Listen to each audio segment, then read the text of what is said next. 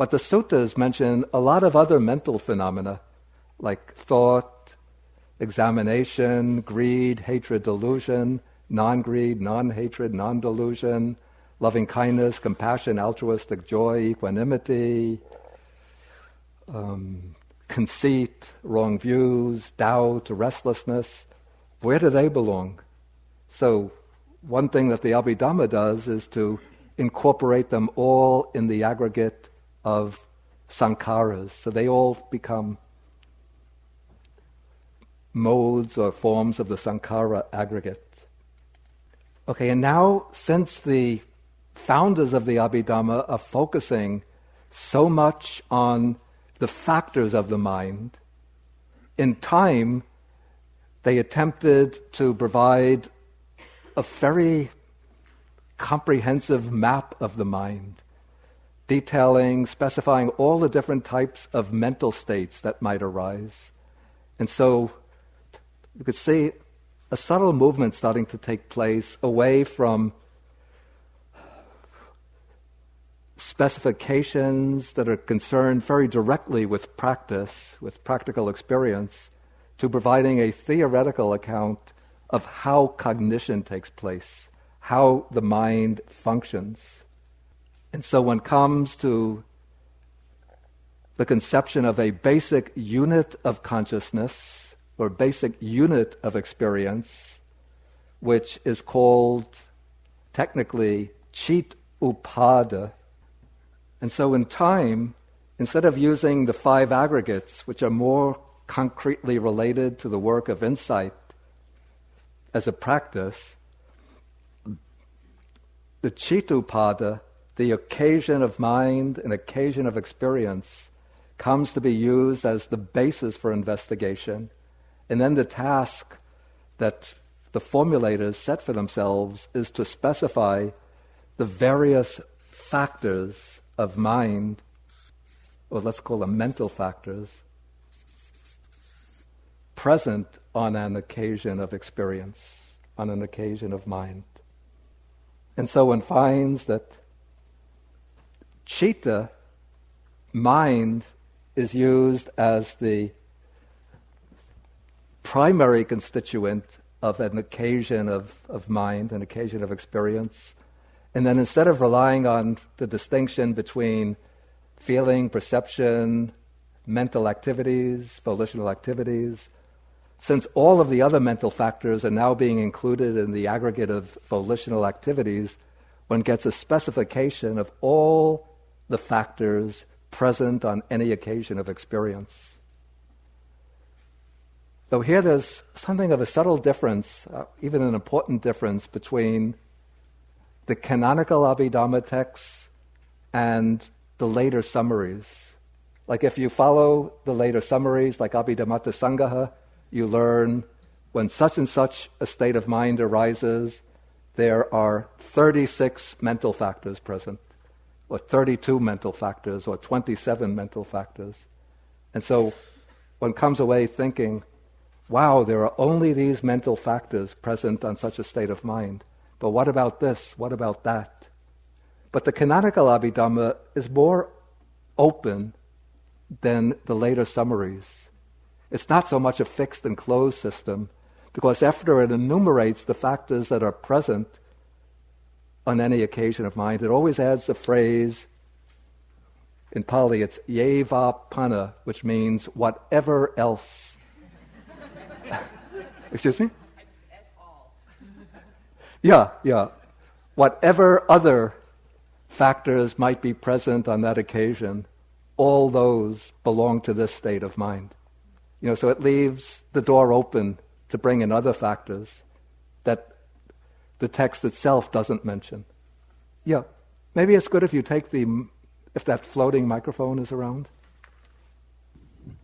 So in moving on historically from using the 5 aggregates experientially in practice to specifying, elaborating these factors in more of a theoretical map, was there also an accompanying experiential practice that was broken down that much more minutely to follow the map? Yeah, definitely that seems to have been the case. In fact, there are some meditation teachers today, most prominently Pao Soyador, who uses the model of the Abhidhamma as absorbed, the model of the Abhidhamma, detailed analysis of the material form aggregate, the states of consciousness, and the mental factors as his model for practice. And the Visuddhimagga, to some extent, uses that system as its model for practice. Thank you. Okay, now what happened eventually, over time, as we come from the canonical Abhidhamma to the Abhidhamma summaries, and I think perhaps to the Abhidhamma commentaries, is that the old scheme of, the 5 aggregates, and then because of, the canonical Abhidhamma used this method of drawing out the factors present on an occasion of experience in order to understand the nature of the mind. In the Abhidhamma commentaries and the Abhidhamma summaries, a new scheme emerges for understanding the nature of experience. These are called the 4 ultimates, the 4 ultimate realities, which are citta, or mind, caitasika, which are the mental factors, rupa, material form, and then nibbana, which is the final goal.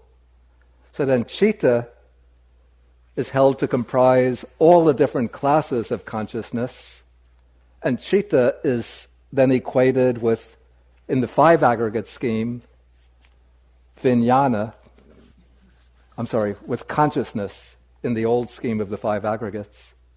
Then the 3 middle aggregates, feeling, perception, mental formations, or volitional activities, come to be included in the caitasikas, which means mental factors. And then the form aggregate is broken down into a multitude of subordinate or secondary types of form. All of that goes into the form aggregate.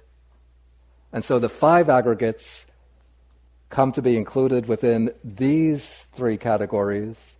And then the world-transcending state, the state of final liberation, is included in the scheme as nibbana. Usually when you study the Abhidhamma based on the summary of Abhidhamma, they'll start you right off by telling you there are 4, according to the Abhidhamma, there are 4 ultimate realities: citta, caitasika, rupa, nibbana.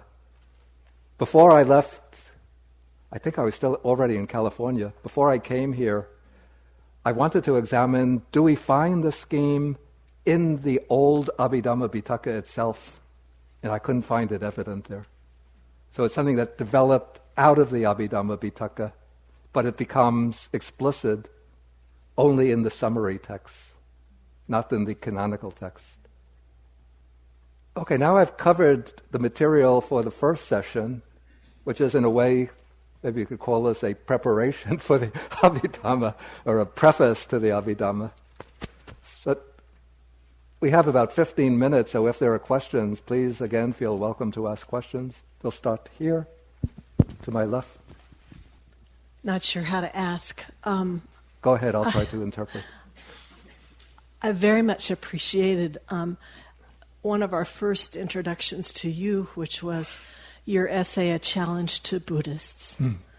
And I guess as a beginning student, I'm wondering, how does your study of the Abhidhamma inform or enliven your work to alleviate suffering in the world? I don't think it works directly on me in that way.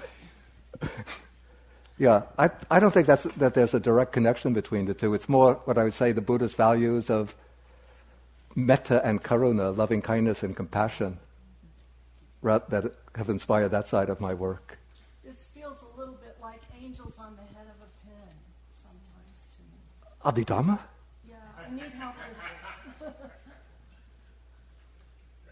It isn't really. It's very, very interesting and very important, I'd say, not to know, maybe like specifying how many chaitasikas, how many mental factors are present in this type of consciousness, how many mental factors are present in that state of consciousness. That's a little bit like counting the angels on the head of a pin. But having a very clear understanding, say, the way the Abhidhamma presents the definitions of the different types of defilements, the way it lays out the different factors that lead to enlightenment, all of these and the things to be understood, giving very precise explanations of the 5 aggregates, the 12 sense bases, the 18 elements, all of that has very practical significance. Because basically the task as for practicing Dharma, for practicing Buddhism, is to fully understand or to clearly understand the truth of suffering, which doesn't mean knowing just pain and misery, but understanding the 5 aggregates, then eliminating the defilements, which are the cause of suffering, and then practicing the bodhipakkhiyas, the aids to enlightenment, in order to attain nibbana. So the Abhidhamma, when you get into a lot of the detail, you don't need that much detail, I have to say, very frankly. But to get the broad contours of the Abhidhamma, to see the points that it's driving at, could be very helpful in the practice in that respect. Yeah, this gentleman right here with the blue jacket. I'm surprised that there's as much disagreement as there is in terms of basic Buddhist principles. I would have assumed, of course not just a guess, that beings that are considered to be realized would have more agreement, more on this, and I guess there's a secondary question around the idea that there is an evolution to understanding. Yeah. And so I'd love to hear your comments on that. Okay, let's take each one in turn. I think it's quite possible for enlightened people, I don't know whether I would use the expression disagree, but they would look at things from different angles and interpret from different angles, because we all have our own distinct individual temperaments, our own sort of predispositions to interpret and to understand. And so even amongst the direct disciples of the Buddha, well, if you take that sutta that I mentioned earlier, it's called the larger discourse in the Gosinga forest. Sariputta asks each of the monks, what is your conception of the ideal monk? Then each one explains differently. So Ananda will say that here a monk is learned, erudite, one who knows the Dhamma well, and he's able to teach and expound and elaborate the Dhamma, speaking to the 4 assemblies. So Ananda has his disposition. Then another monk named Revata, here a monk is a forest dweller who lives in solitude and seclusion and delights in the deep states of meditation. Mahamoggallana explains the monk who's able to discuss with another monk on the Abhidhamma, questioning and answering. Mahakassapa explains that the monk is the ideal monk, one who practices the ascetic practices.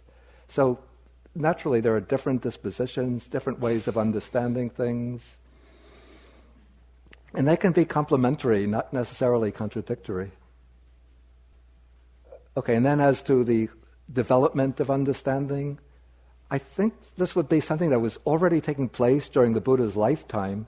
We could see, if we look through the Sutta Pitaka, that there are suttas where the monks will meet together, then somebody will bring up a saying of the Buddha, and they'll ask, how do you interpret this saying?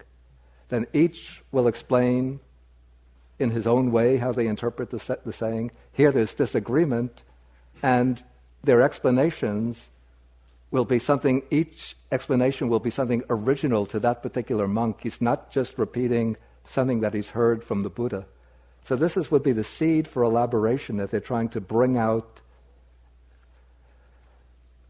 the significance of the Buddha's statement as that statement has taken root in the soil of their own mind and is germinating within the garden of their own mind. And maybe we could see that the same thing is taking place across history as Buddhism enters in different historical periods where there's a different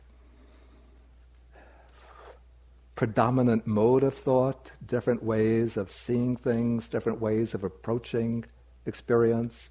Then the Buddha's teaching will start to blossom in new ways, unexpected ways. Like maybe the Abhidhamma period would be when we have to look across the broad spectrum of Indian thought at that period, that there was a tendency to present things in numerical sets, which might have been growing more and more complex. And so the Buddhists also were following suit by developing the Abhidhamma in that way. Okay, we'll take this woman with the white shawl, and then we'll take the blue sweater. I'm very inspired by your historical view in this way, and just wondering, from your point of view, what do you think this particular time is providing? Okay, that's a subject for a lecture in itself. What I'd say is that there's a great concern to apply the Dhamma to everyday life. Now, lifestyles have become much more diverse, much more different than in the Buddha's time. In the Buddha's time, say, mass, of course there were different social strata, but the mass of the people that the Buddha addressed were incorporated under the general category of householder. They would have their pretty much a well-established lifestyle, marry, have many children, work at some job, or farming, owning land, or business. And so the teachings would be relatively simple and standardized for people living following a fairly uniform style of life. Now, I would say that there's a much greater diversity of lifestyles, and so we have to see how the Dhamma can apply to this diversity of lifestyles. And I say that there's now a much greater concern of how to bring the Dhamma into this world.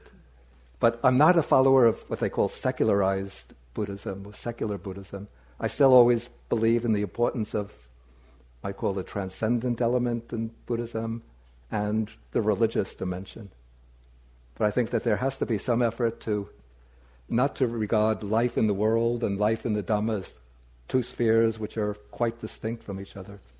And certainly I don't think the Buddha treated the Dhamma in that way. And that comes out quite clearly, I think, amongst all the collections in the Anguttara Nikāya, which you can now get from Wisdom Publications in a new translation. But you see in the Anguttara Nikāya a great number of suttas which are addressed to lay people on right livelihood, happy marriages, how to bring up children how to treat their parents. Then I point the woman with the blue sweater. One of the challenges in understanding the Dharma is that identical terms are used in different contexts with different meanings in different ways. Yeah. And so the elements the 18 elements, I thought I knew the elements. There were 4 of them. So what is the sense of these 18 elements? Yeah, the word dhatu, that's here translated element, also refers to, we speak about the 3 realms, the sense sphere realm, fine material realm, or form realm and formless realm is the same word, dhatu. Now we have the 4 elements, which are 4 material elements. That's the earth, water, fire, and air elements. Sometimes those are expanded to 6 by adding the space element and the consciousness element. Then the 18 elements are the 6 sense faculties. 6 sense objects and 6 types of consciousness. So the word dhatu in that sense would seem to have the meaning maybe of constituent, a distinct constituent. So the 18 elements would be the distinct constituents of experience. The 4 dhatus would be the distinct constituents or primary constituents of matter or substance. The 3 realms would be the constituents of the cosmos.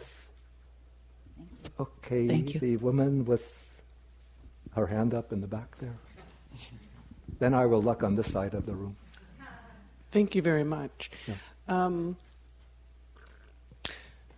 My question is about the relationship, the somatic relationship. Somatic relation, okay. Okay, and the notion of how much is stored in our bodies or is experienced in our bodies that is never comes to consciousness and is also passed across generations just genetically or, in kind of little packets. And so how does that get expressed within this taxonomy, which is so elegant? I'll have to think about that question. I don't have a ready answer for it. Certainly, things like genetic codes, we don't find that mentioned explicitly within either the Abhidhamma or the Sutta. But even at a more gross level, the somatic relationship. I mean, is that one of those emergent qualities that is, in part, the time that we live in? That there's so much knowledge that is emerging with regards to biochemistry and physiology. Yeah, I would say definitely that these are new areas which are opening up new vistas of understanding. So I say we can't expect to find everything that we know today about biology, psychology, biochemistry, and so on in either the Nikāyas or the Abhidhamma Pitaka. Maybe we could see certain principles there which we might then try to relate to contemporary developments. Like there are Abhidhamma texts which speak about the relationships or conditionality between body and consciousness and body, though they don't specify this relationship in the detail that a modern, what would be a biopsychologist would do today. Okay. Yeah, maybe I have to write some more commentaries. Yeah, I know what the time is. We could take, say, 2 questions on this side, then we'll have to break for the lunch period. So I see a hand up in this row here. I can't read your names from this distance. Andrea is my name.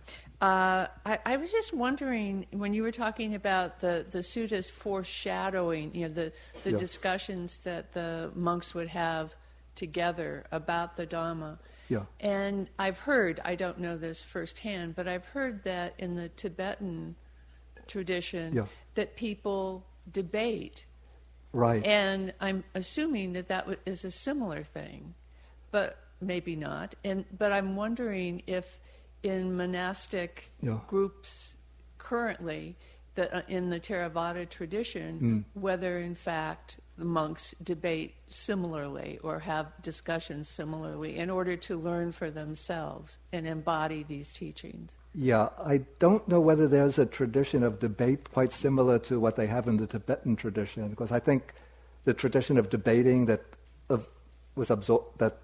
one finds in Tibetan Buddhism developed out of the situation in India, say 7th, 8th, 9th centuries, where the followers of the Buddhist system were debating with the followers of the Hindu systems, and they have to make a pledge that whoever loses in debate will have to convert to the system of the victor in the debate. And so then, out of those debates, some of the Buddhist philosophers developed rules of reasoning, rules of logic, which became the criteria for evaluating performance and debate. But what does take place, I believe, in Burma, students have to memorize the Abhidhamma texts, and then the teachers in the evening will question them on the Abhidhamma texts, and they have to be able to answer without hesitation, in the darkness, without being able to look at books. Thank you. We'll take one more question from this. Andrew, could you read your name? Yeah. Thank you for your beautiful teaching. Oh, thank you. Thank you. I'm right now feeling such a beautiful overwhelm, so many lists and matikas and sub-matikas, and it feels like an atlas, a list of cities, and I'm trying to keep the link between the journey itself and reading through a gazetteer of cities. In your own practice, how do you ensure, what are some ways that you ensure that all of your beautiful scholarship, the historical work, the theoretical, the analytical, you stays connected, all of that work supports the experiential nature of your practice rather than drawing you away from it? I try to keep my own personal meditation practice extremely simple.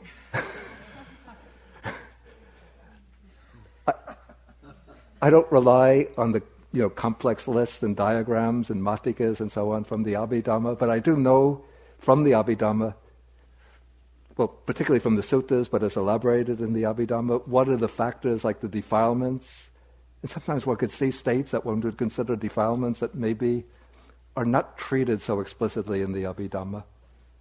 Maybe in my case, impatience. There is mention of worry and sometimes a little bit of anxiety, not treated explicitly in the Abhidhamma.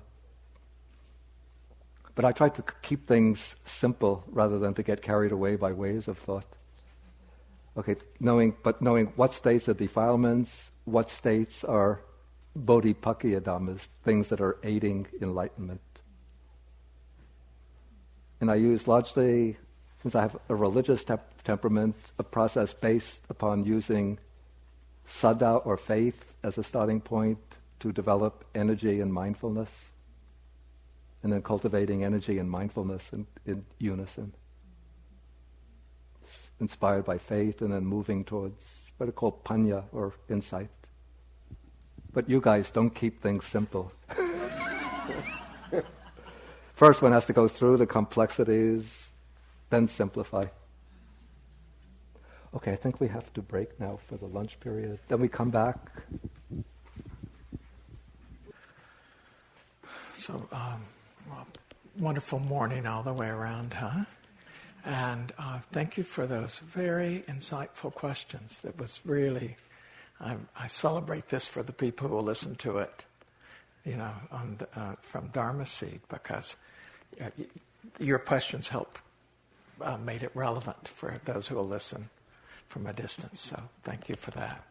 The rest of the morning consists of at this point, a 10-minute break for walking or stretching or bathroom break. And then we're going to have you come back in and sit. And we'd like to have a practice leader because we have to, as you can see, these days are a little more complicated, and we have to have a teacher meeting here at this time.